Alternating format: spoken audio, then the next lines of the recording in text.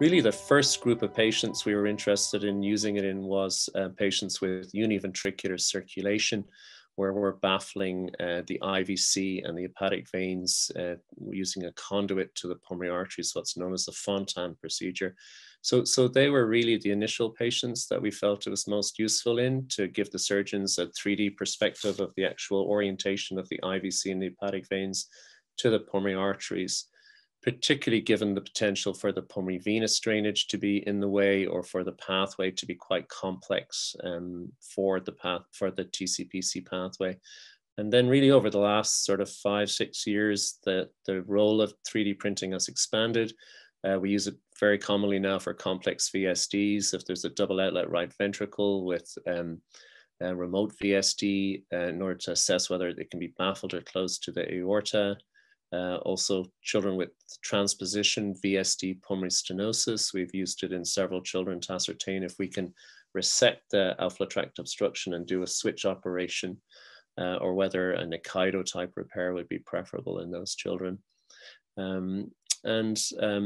More commonly, if there's a surgical case where the surgeon really feels from the CT, MR data and the echocardiographic data that he will get better feel for the surgical procedure from a 3D print model, then he'll request the model. Also, for our interventional group, we're increasingly performing percutaneous pulmonary valve implant, and that may be performed using a transcatheter approach, a hybrid approach, and our surgeons and interventionalists really have embraced the concept of 3D printing the ORV outflow tract in those patients. It may help the surgeon, particularly if there's an aneurysmal outflow tract, to decide how much plication he needs to do in order to assist the percutaneous pulmonary valve implant. So the utility of the procedure is expanding all the time. In fact, it's routinely recorded on our preoperative surgical decision-making sheet, whether a 3D print model has been used in the decision-making. And I think that's really the added value from the model, is the increased insights that the surgeon and interventionalist can get from the 3D print over traditional CT and MR data. The other factor just to mention, which is a really important one, is the patient, particularly the parents. So the models are increasingly being used to consent and describe the surgical procedure or the interventional procedure being performed. And parents often have a moment of lucidity where when they see the model, they just suddenly get it, suddenly understand what's involved, because these are often complex procedures for people who are not in the medical realm to understand. And if you show them on the model, it's much more intuitive than if you draw on a piece of paper or try to describe it using words. So I think overall, hugely beneficial. And for me, what's most gratifying in the department is to see that it's helping children get through complex surgeries, helping parents understand what's involved, and then most importantly, that we make the right decisions for our patients. As far as how do they assist with the preoperative planning, particularly if you look at patients with univentricular circulation, where the IVC and the hepatic veins are coming back in an unusual orientation to the heart, it may help the surgeon decide if he should go to the left or to the right of the cardiac mass if he's putting a conduit in. Or even in some cases, what we found is the surgeon may find it's easier to actually have the conduit going partially through the intra-atrial segment and then actually extracardiac. So the real benefit of the model is that it's providing a bespoke solution to individual complex anatomy that's very variable between different patients. Furthermore, I think it's really important to emphasize that sometimes the model will actually highlight that we shouldn't do an operation. If the IVC and hepatic veins are very discrepant in where they're draining into the atrium, and it's very, very difficult to baffle if the pulmonary veins are in the way, then we may decide that actually it may not be in the interest of the child to actually complete a TCPC Fontan. And that's very important to highlight that, because that may result in deferring an operation that would have been a poor outcome operation, or at the time of surgery may become very apparent that the surgical options weren't the right options or the best option that was decided on. So the 3D print models allowing the surgeon realize what's the optimal surgical strategy, and in certain cases may deflect away from what was initially perceived as the optimal strategy to a safer one. And I think that's really the benefit. I think the most encouraging thing from my standpoint has been to see how our surgical and interventional colleagues have embraced the technology. And it's not unusual at the end of a complex discussion with all my colleagues, surgeons, cardiologists, intensivists, anesthetists, nursing staff and trainees, that they'll often turn and say, look, I think we actually need a model here to actually make the decision on this little baby or this child. And that's quite gratifying, because then you see it has real impact in actually making decisions for patients and allowing the best outcomes.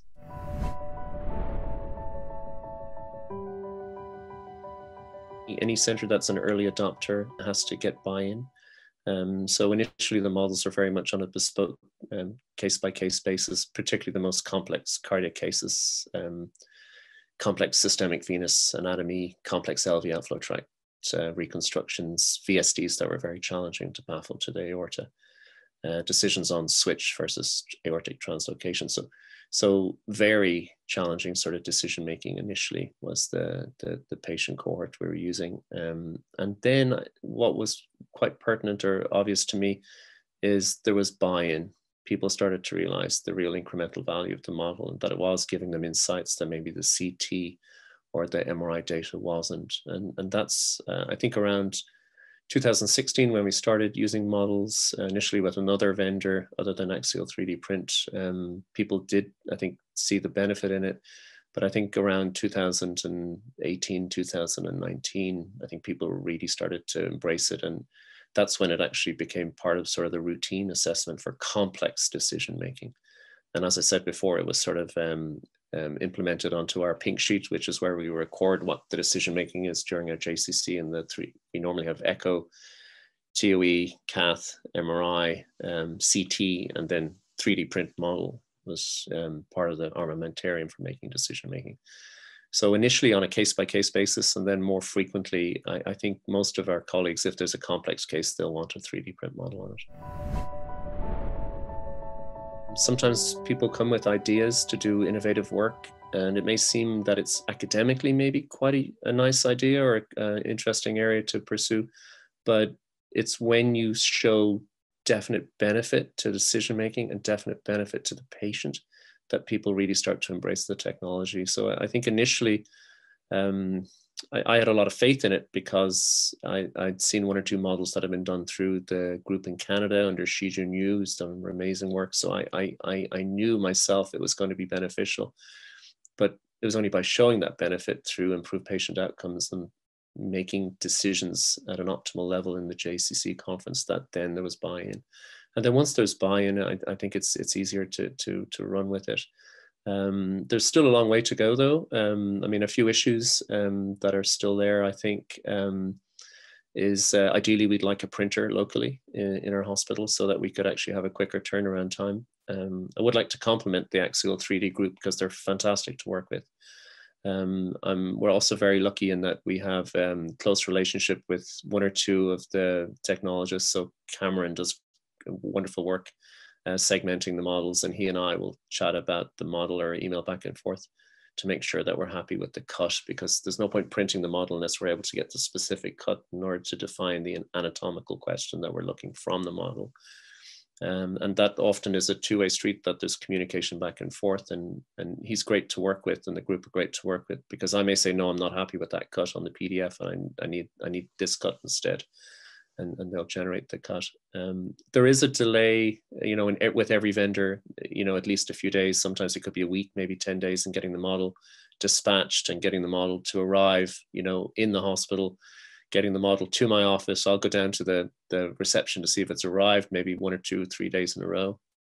And that's not through any fault of Axial 3D print. It's in the system, it's in the DHL or the mail or whatever. So it takes time, and that can be a little bit frustrating. But I think all in all, the collaboration that we have with the Axial 3D print group has been really great. The vision I would have for the future is I do think hospitals should have a department of 3D printing. I think it's just as important as a department of echocardiography or catheterization or even surgery. Well, not quite surgery. That's clearly more important than most things. But I do think having a 3D print department within most children's hospital will be routine in 5-10 years. In fact, even now it's routine in several of the big US centers and Canadian centers. Yeah.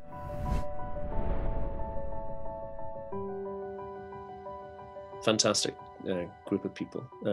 It's not just a company, it's a group of people that want to do meaningful work. I think that's become very clear to me. They're collaborative, they're team players, they're very dynamic, and they have a visionary CEO. CEO is fantastic. He's a really go-to guy. If I have a problem, I can pick up the phone to Roger and say, Roger, I need help with this, and he gets it sorted. That's you can't buy that. That's irreplaceable. The other thing, the team, particularly the technologist, Cameron's been fantastic, and then Kathy, who helps liaise and make sure that we get the models generated as quickly as possible, have been great. So it's really, my experience with Axial 3D print has been only positive. It's a great team approach. I think they have a great vision that they're not just doing work, they're actually changing people's lives and helping people have good outcomes, and particularly children with severe congenital heart disease. That's really, such a great story to be able to be part of that. And so far, it's just been a really brilliant partnership between us. I think we work as a team and we rely on them to get models to us, and I hope it continues into the future.